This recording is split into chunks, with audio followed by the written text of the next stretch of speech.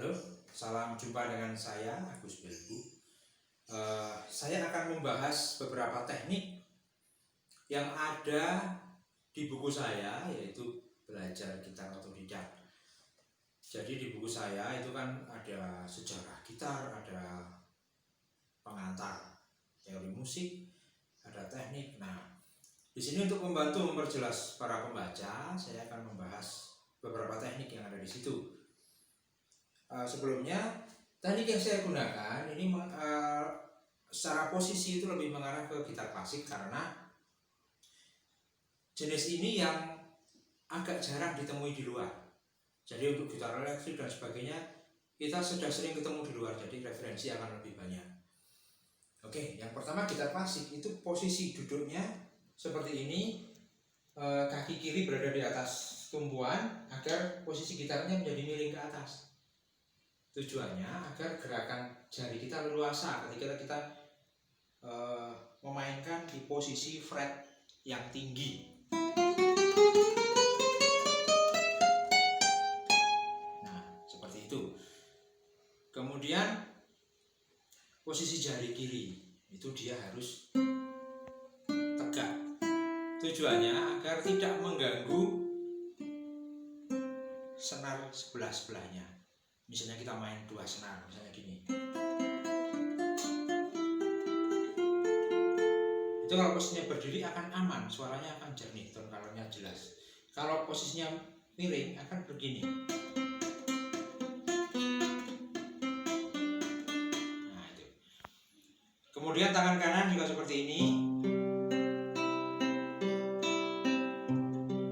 Ini nanti kita akan bahas lebih lanjut untuk posisi tangan kanan. Posisi dalam hal memproduksi suara.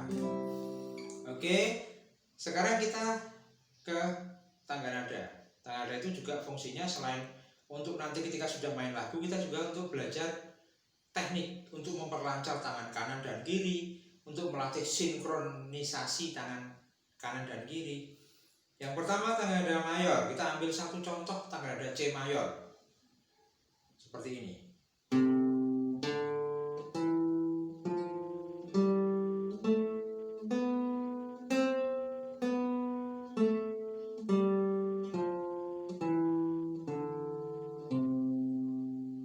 Kita bisa latih dari tempo pelan, kemudian dipercepat, setelah lebih lancar dipercepat lagi gitu. Sekarang setelah tangga nada C mayor, saya akan mencontohkan posisi dan cara membunyikan tangga nada akor, membunyikan akor-akor mayor. Dimulai dari akor C mayor. Nah, akor C mayor itu dibunyikan dari senar 5 karena root atau bassnya itu berada di senar 5. Sekarang D mayor itu dimulai dari senar 4 dibunyikannya. E mayor dari senar 6, F mayor dari senar 6, G mayor dari senar 6, A mayor dari senar 5, B mayor dari senar 5 juga. Oke. Sekarang kita beralih ke tangga nada minor. Kita ambil contoh tangga nada A minor. Tangga nada minor sendiri yang paling umum digunakan itu ada 3, yaitu minor asli, minor harmonis, dan minor melodis. Kita dari minor asli dulu.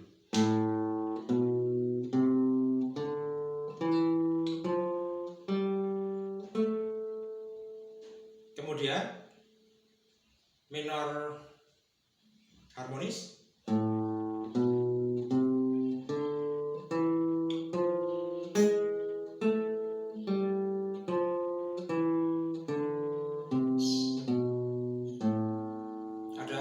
Perbedaan satu nada antara minor asli dan minor harmonis. Sekarang minor melodis.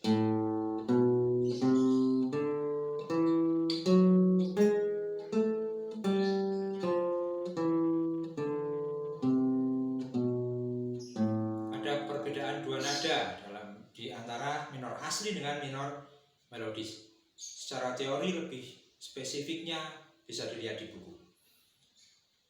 Kemudian sekarang contoh akor-akor minor. A minor, kita mulai dari senar 5. B minor kita mulai dari senar 5 juga. C minor dari senar 5 juga. D minor dari senar 4. E minor dari senar 6. F minor dari senar 6 juga. G minor dari senar 6 juga. Seperti itu. Kemudian tangga nada yang ketiga adalah tangga nada kromatik. Kromatik itu yang interval atau jarak antar nadanya adalah setengah. C, cis, D, S, E, F, fis, G, cis, A, bes, B, C. Itu kromatik. Nah, sekarang contoh akor-akor yang rootnya atau bassnya adalah nada berkres atau bermol. Misalnya akor cis mayor atau des mayor. Rootnya di sini, nada cis atau des. Minornya, rootnya sama. Oke, nah sekarang akor dis mayor atau es mayor. Ini mayor, minornya, rootnya sama. Nah sekarang akor fis mayor atau ges mayor. Minornya, rootnya sama. Sekarang gis mayor atau as mayor. Minornya ini. Sekarang ais mayor atau bes mayor. Minornya, rootnya sama. Oke, itu contoh untuk beberapa akor. Sekarang kita ke produksi suara atau artikulasi yang jelas. Yang pertama tadi sudah saya singgung di depan adalah cara membunyikan, teknik di tangan kanan, cara membunyikan senar itu seperti apa. Nah, dalam gitar klasik yang aktif itu biasanya 4 ini, jempol, ibu jari, telunjuk, tengah, dan manis.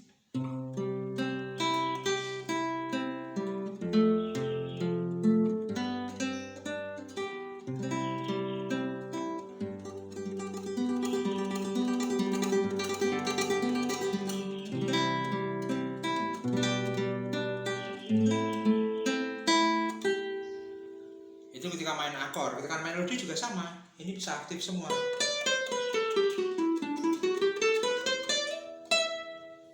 Itu contoh membunyikan atau memproduksi suara. Sekarang yang kedua adalah strumming. Strumming itu kita membunyikan beberapa senar bersama-sama dengan gerakan satu lambaian tangan. Nah, ini misalnya gini. Ini strumming atau bahasa populernya adalah genjreng. Nah, strumming itu bisa ke bawah atau down atau up, ke atas. Biasanya kalau gerakannya lambat, sedang atau lambat dengan pola ritme yang tetap, itu menggunakan satu pola gerakan. Misalnya gini. Ini dengan tempo yang sedang, dengan pola ritme yang diulang-ulang, monoton. Nah, kalau gerakan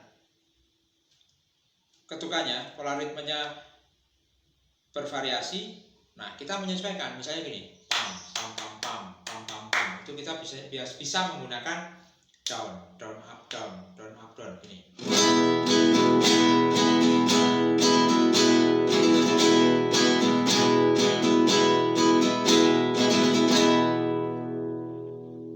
Oke, kira-kira begitu.